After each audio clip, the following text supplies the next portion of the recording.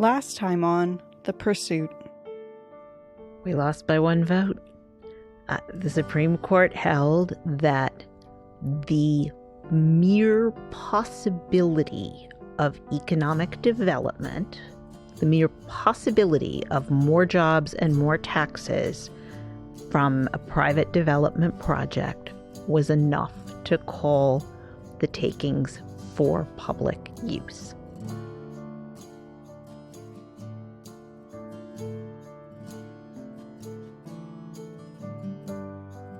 This is The Pursuit, a podcast about government action and individual liberty.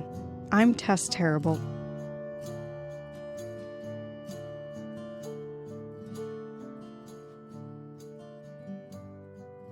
If you recall from last week, we talked about Pine Manor College, a small liberal arts college in Brookline, Massachusetts. After chatting with Tom O'Reilly, president of Pine Manor College, I decided to visit the campus. I visited the campus in November 2017. I actually used to live in Brookline. I have a pretty good feel for the area, having lived in or around Boston for most of my adult life before I moved to Washington, D.C. But I can't say I was all that familiar with Pine Manor College, other than its rough proximity to my old apartment. I arrived to Pine Manor College a few days prior to Thanksgiving. It's a really, really beautiful campus. All brick and mortar and ivy. It's intimate, filled with stone paths and old oak trees. It's neatly tucked away in Brookline.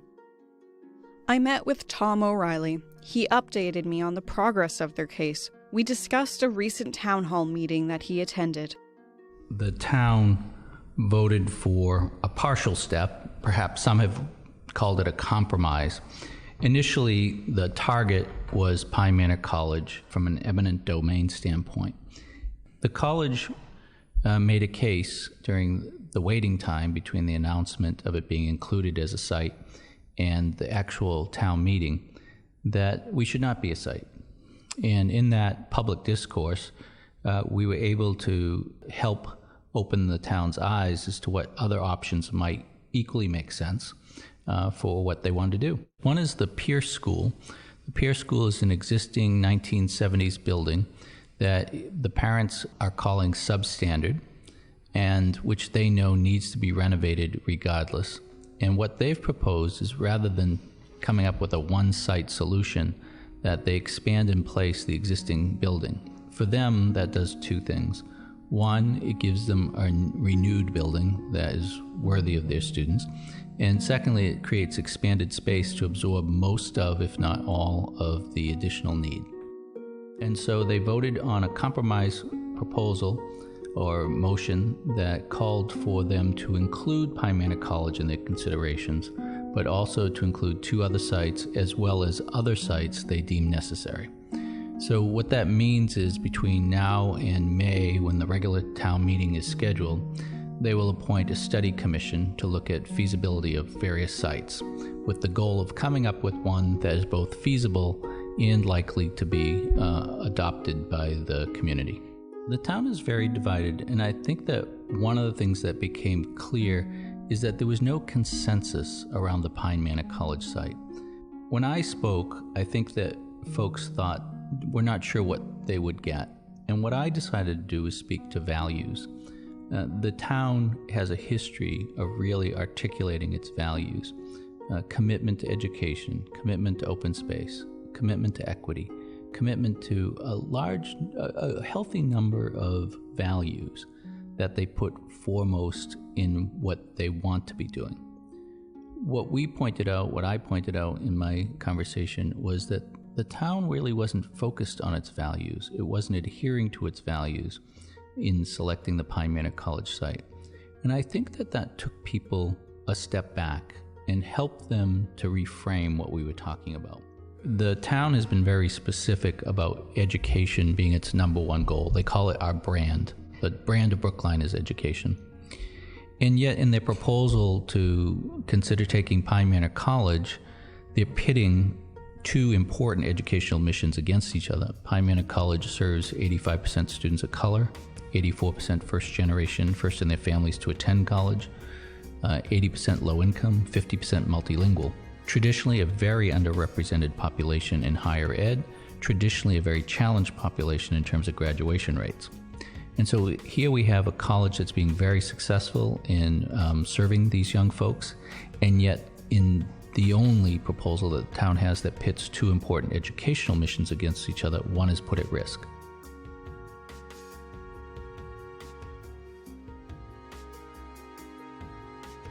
This is Jim Sturgio. He's the executive director of the Pioneer Institute in Boston, a state-based think tank focused on education policy. He is also a resident of Brookline, Massachusetts. The reputation of the Brookline Public Schools is that they are among the best in Massachusetts, and that is probably true. It's not as good as they think. Analyses that I've looked at would suggest they're probably more like 30th in the state out of, say, 300 districts. What is important to know about Brookline is that the educational attainments of parents there, of families there, are exceptionally high. And therefore, if you will, the product coming out on the other side of the public school system is not at a par with the inputs.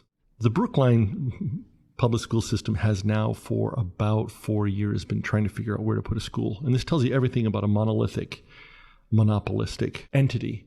Over time, they have found themselves in the position of thinking about taking land from a park, decided not to do that. And in this case, they've decided to go to a private college and say, hey, folks, you're not in a good financial position. Pine Manor has had financial troubles for well over a decade. We know that it would be difficult for you to fight back on this, and yet what we want to do is we want to take your land. So they think that they have a weak party that they're quote unquote negotiating with, and they actually popped out this proposal without any real conversation with the college. Jim mentions an important detail here, Pine Manor's financial troubles. The first time Tom and I spoke over the phone, he told me how the college had years of operating losses and that Pine Manor was placed on probation in 2016. Could you tell me why Pine Manor was placed on probation? Sure. There were a handful of reasons that caused the accreditation group to put the college on probation. One of those was financial fragility. The college had lost money for 20 years, and they were concerned about its ability to continue forward if it was going to continue to lose money. They raised concern about lack of a permanent president. There'd been a number of interim presidents who had lasted for very short periods of time, a year and a half typically. They were concerned about the quality and the depth of student support, and they were concerned about what they perceived a lack of mission statement and strategic plan for the college. So those are the principal concerns that they had, all well-founded. So the first thing we did was focus on finances, and we turned the college into the black. Fiscal year end 2016. By end of fiscal year 2017, we had achieved surpluses again, and we're in the black again. And we are on track for doing that again in fiscal year 18. Pine Manor was recently taken off probation. I find it a bit too coincidental that the town of Brookline is looking at seizing land from a private entity, in this case, a private school, who's faced financial uncertainty in the past, using eminent domain where they know the plaintiffs will already have a difficult time fighting a seizure. It all sounds too familiar.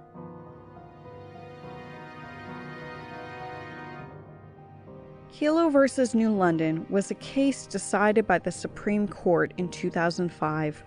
The town of New London, Connecticut planned to seize 20 homes using eminent domain and demolish them as a plan for private economic development to support a new headquarters for the pharmaceutical company Pfizer, a private corporation. The town argued that the possibility of economic development, more jobs, and more taxes was enough to call it public use, and the Supreme Court ruled in the town's favor.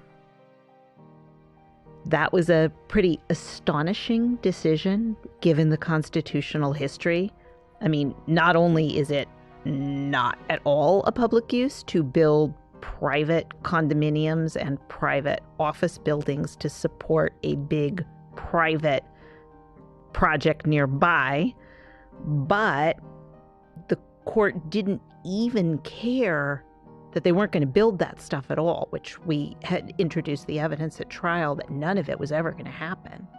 This is Scott Bullock and Dana Berliner from the Institute for Justice. If you remember from last week, they argued the historic Kelo versus New London case.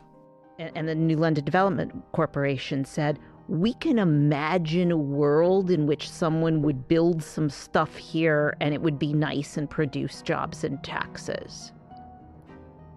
And the court, by a 5-4 vote, said, okay, sure. That was not a good day. I think it's fair to say that it was my worst professional day ever. Those were some very, very hard phone calls to make.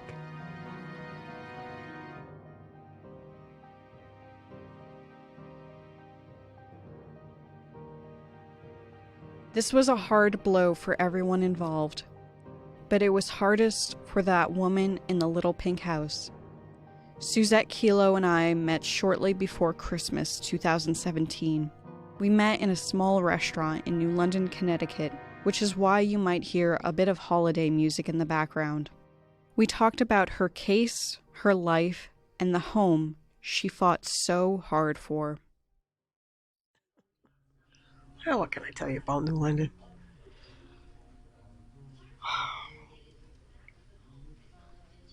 Well, I guess they describe it as an economic depressed city. I looked at it more like a place to be able to own a home by the water. I really love New London. I do. So I think I miss, the the way it was when I first came here. So yes, I do miss living by the water. Yeah, it was a very small neighborhood. It's almost a neighborhood that you didn't even know it was there unless you knew it was there. It was sort of like a peninsula that you could only get to by going underneath the train trusses. So I saw it listed, and I had wanted to move someplace by the water, and of course, places I was a paramedic then. Sort of like only the rich can live by the water type thing. You know what I mean? So I found that I was fortunate enough to find this place. I went to see it, and it was just a nice place with a nice water view. So that's really why I bought it. It was in 2000 that 99, at the end of 1999 and 2000, that they started to put the articles in the paper about the redevelopment and the proposed buyout of the neighbors. They said that Pfizer was going to move to the neighborhood, not to the neighborhood, but to adjacent property and build there. And they wanted to build a development to complement Pfizer. I believe that the first people to sell were like the people that were landlords type people who were renting the buildings. They sold. But the people that had been there all of their lives said no, most of them. But slowly but surely, they picked them all off through their offers and family getting involved and stuff like that. Well, I guess our first reaction was disbelief that they could really do something like this. And then my second reaction was to say, hell no, I won't go, really. And that's how it all started. I simply said, no, I'm not going. Of course, there was a lot involved with saying, no, I'm not going. But it simply wasn't the right thing to do. As I said, it was wrong then, and it's still wrong today, what they did to us. You just can't say, and I explained this to somebody who's having a problem somewhere else, and I said, listen, you can't say no, and then 2 weeks later say, okay, I'll no, because it doesn't work that way. You got to say what you mean and mean what you said. And I said no, and that's what I meant. I meant no.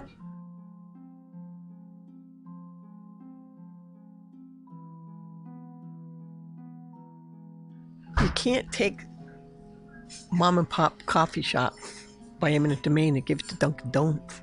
But I thought, because I thought it was wrong, and they were judges said they would see it was wrong. So when they came back with the decision, I was like, how can they do this? I guess you could just say we were shocked, disappointed, hurt, like let down. You know, the wolves were at our doors for 9 years, and now you're going to let them in. You know, I mean, literally, it was appalling. Suzette's house was sold for $1 to a private buyer.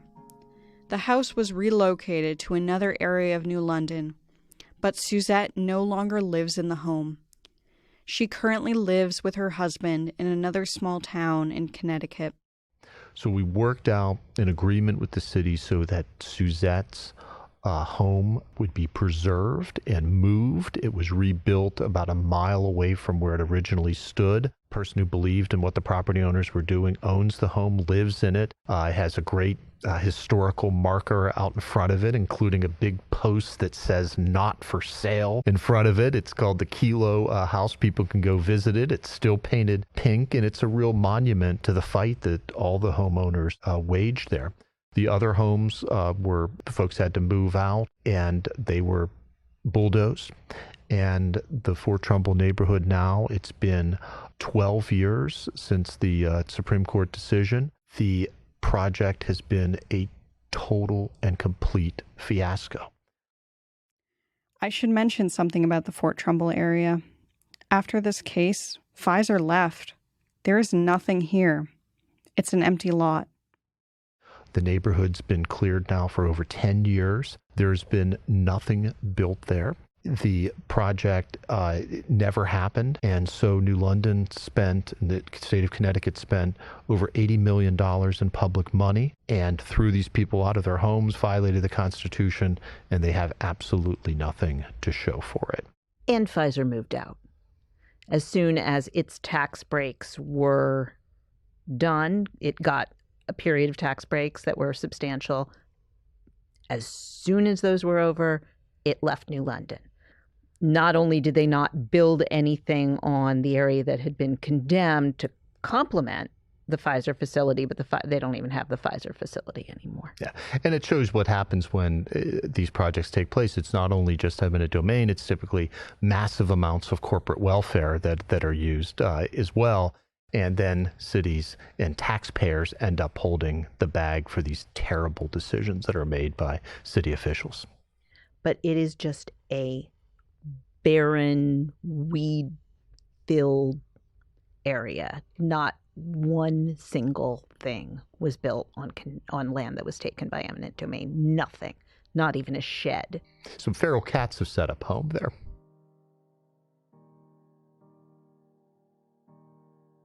This case is so infamous, and it went on for so long. In researching this case, I wondered, why fight? Why not just take the money? The Fifth Amendment, which grants the power of eminent domain, talks about owners receiving just compensation for their property, or fair market value. But what does just compensation really mean? Well, just compensation in a market transaction is what price it will take for an owner of land, a business, or a home to sell. That's not what it means in the eminent domain context. There, it simply means the appraised value of the property for its current use. And when the government exercises eminent domain, that is all you're really entitled to. Some statutes allow you to get some moving expenses and some other types of minor expenses for it. But it is simply the appraised value of the property for its current use. And then parties, the government and the owner, can argue about what that might be. But as I said, it's the exact opposite of a truly voluntary market transaction, which is the price that it will take for somebody to voluntarily sell their land. And in a market transaction, sometimes that price point can be reached. Other times people just aren't willing to sell, and people have to accept that and move on. But the real tragedy of eminent domain is the voluntary nature of it is taken away, and the government has the right to take your property regardless of whatever price you might want for it or whether you even want to sell in the first instance. This is Mike Cristofaro from last week's episode. If you recall from last week, Mike's parents owned a home in Fort Trumbull. His family was part of the group of plaintiffs in this case. You know, they offered my parents, what was it, $65,000 for that property. And at the time, they were paying taxes valued up to $475,000. That's what it was on the records. Okay. Now, it wasn't about the money. I mean, they could have came and offered us $500,000. No, thank you. Okay. But we went to an attorney. This is, we want to fight this. And he just looked at us and said, I'll be happy to take the case. It'll be a $40,000 retainer fee. But I could tell you right now, you're better taking the money and just move. How do you fight? They're offering you $65,000, and it's going to cost you $40,000 just to retain a lawyer to start a fight. And do you know, when the decision came down, we fought for another year. Another year. And the city of New London, they basically came back and said, since we've owned the property since 2000, we're charging you rent. They sent us a bill. It was for over $120,000 in back rent. Okay, they were going to give us $65,000. We would have had to pay the city of New London money to move out of our own home. They don't make you whole. So this idea of just compensation is a joke. It's a joke. Okay, like I said, my parents owned the house, free and clear. Whatever they ended up buying, they would have had a mortgage. And it would probably been, like I said, 2 or 3 times more than what they got for the property. And then they would have had to hire a moving truck to move out of the property. You need to make people whole. You know, I guess people could say, you know, you can sell, you know, and people used to read stories in the newspaper. Oh, she only wants the money, but I never talked about selling, and I never talked about money the whole time I went through the process. Not until I was forced to go, and then I didn't sell it. They took it. Nobody, you know, as Matt had said, nobody asked for this. Eminent domain hits home, right? I mean, it is, as Scott said, it's the power to take away somebody's home or ruin someone's business. It goes to the core of what is meaningful to people, their family, their home, and their livelihood. And eminent domain is the power to destroy all of that. If you randomly select any group of people and say, do you want to sell your home right now? Some will say, sure. And some will say, no, absolutely not. And that's what happens when you use eminent domain over a huge area. And for the ones who don't want to move, there is no way to compensate for what they're losing. It's true of businesses too, though. Just compensation doesn't include most of the losses to small businesses. If eminent domain is used against your business, that business is probably going to be destroyed. I do hold back to an important message that a good friend of mine, when we were thinking about the issue of eminent domain, brought to me. And she had a terrific comment, I thought, because she had thought deeply about it. And we're both political scientists by our original background in college, having studied that. And so we often talk and engage about what does the political process mean. And when we thought about eminent domain, her comments to me, and I'll quote her, is that whether it is coming from the White House or from a town hall in a place like Brookline, Massachusetts, to the extent government officials act without transparency, and use or misuse the tools of governance in a heavy-handed manner, it erodes the trust of the public at all levels of government. And this is the risk that eminent domain causes when government has not gone beyond the call of duty to be fair, open, equitable, and transparent. Government, big or small, really does impact people's lives. And more than that, it sets the tone about what people believe they can do about their own lives. And when government makes people feel as though it's untrustworthy or the individual is unempowered, in democracy, that's bad. And our system really needs to be a system of laws and not just of people exerting power.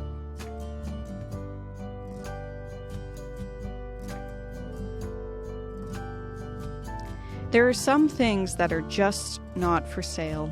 No amount of money can compensate for the loss, no matter what the case and why it's being taken. At the time I am recording this, Brookline, Massachusetts has identified a new site that's already town-owned. There is some rumor, however, that they may come back at Pine Manor College to secure conservation land to make up for the town land they use for the school. So eminent domain remains a possibility.